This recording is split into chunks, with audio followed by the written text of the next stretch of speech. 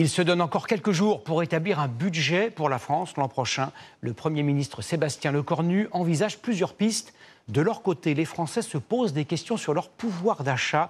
Nous allons consacrer une page spéciale à vos attentes et à la réalité des faits. Commençons par une mesure qui a été confirmée il y a quelques minutes.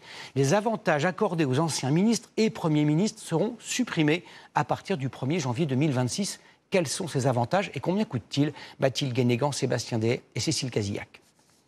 Monsieur le Premier ministre, est-ce que votre gouvernement est prêt? Lionel Jospin, chef du gouvernement à la fin des années 90. Dominique de Villepin à Matignon pendant 2 ans. Au total, 14 anciens premiers ministres bénéficient toujours de certains avantages. Sébastien Lecornu vient d'annoncer qu'il serait désormais limité dans le temps. Le secrétariat particulier sera limité à 10 ans. Il n'y a plus d'avantage à vie pour les voitures de fonction avec chauffeur. L'objectif est de réduire le budget. L'année dernière, cela a coûté plus d'1,5 million d'euros, auquel il faut ajouter 3 millions d'euros cette année pour les frais liés à leur protection ainsi qu'à celle des anciens ministres de l'Intérieur. Budget qui sera aussi revu à la baisse selon nos informations. Certains ont déjà renoncé à ces avantages, Alain Juppé, Jean-Marc Ayrault et Édouard Balladur. C'est une attente forte de la part de nos concitoyens. Alors certains voient ça comme du populisme. Moi, je considère aujourd'hui que tout le monde doit être mis à contribution sans distinction. Est-ce que les anciens ministres et secrétaires d'État bénéficient des mêmes avantages? Nous sommes allés poser la question à Sibeth Ndiaye, l'ancienne porte-parole du gouvernement d'Édouard Philippe entre 2019 et 2020. À son départ, elle a touché 3 mois de salaire.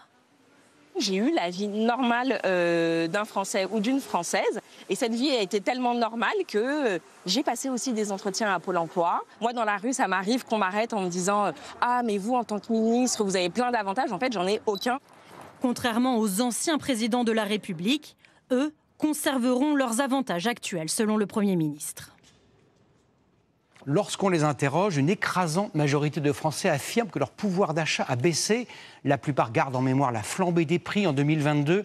Les appels à la grève pour jeudi prochain mentionnent d'ailleurs cette question du coût de la vie. Quelle est la réalité concernant les produits alimentaires et les carburants? Suzanne Prez, Emma Tirard et Florence Couturon. À la sortie du supermarché, vous êtes nombreux comme Claire à scruter votre ticket de caisse. J'en ai eu pour 169,89 €. De quoi tenir 10 jours pour elle et ses 2 enfants. Et même si le caddie est bien rempli, c'est cher de nos jours. Et surtout avec les payes qu'on a actuellement, c'est un peu compliqué. Et pourtant, on ne prend pas forcément les marques les plus chères. Donc on est obligé de redescendre aussi en gamme par rapport à la hausse des prix aussi. Les prix ont-ils augmenté ces derniers mois? Reprenons notre panier TF1, composé de 13 produits de la vie quotidienne. Nos dernières courses remontent à mai 2025. Quel changement? Le sucre a augmenté de 60 centimes. Pour les lentilles, c'est 70 de plus. La plus forte hausse, le dentifrice, plus 80 centimes. Voilà pourquoi Palmyra évite maintenant certains produits. La viande, les yaourts pour la semaine, des choses comme ça. Ont tout augmenté, et donc c'est pas terrible. Et pourtant, notre ticket de caisse affiche 42,47 €. C'est 2 € de moins qu'il y a 4 mois. La moitié des produits coûtent moins cher. Le café, le beurre ou encore l'huile. Elle passe à 12,99 €, 50 centimes de moins. Alors peut-on vraiment parler d'inflation? On est autour de 1% d'inflation par rapport à l'année dernière, donc c'est très faible. Mais c'est vrai que ces dernières années, notamment en 2022-2023, les prix ont énormément augmenté. Et c'est ça qui donne aux gens ce sentiment de cherté, combien même ils n'augmentent plus depuis plusieurs mois. Autre grande dépense, le carburant. Je vous dis, moi je suis pas parti en vacances à cause de ça. C'est trop cher. Pourtant, là aussi, on est bien loin du pic de l'inflation quand les carburants frôlaient les 2 €. Le dernier relevé affiche l'essence à 1,69 € le litre.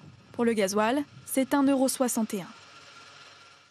Pour alimenter les caisses de l'État et pour lutter contre l'optimisation fiscale abusive, plusieurs formations politiques de gauche veulent mettre en place ce qu'on appelle la taxe Zuckman.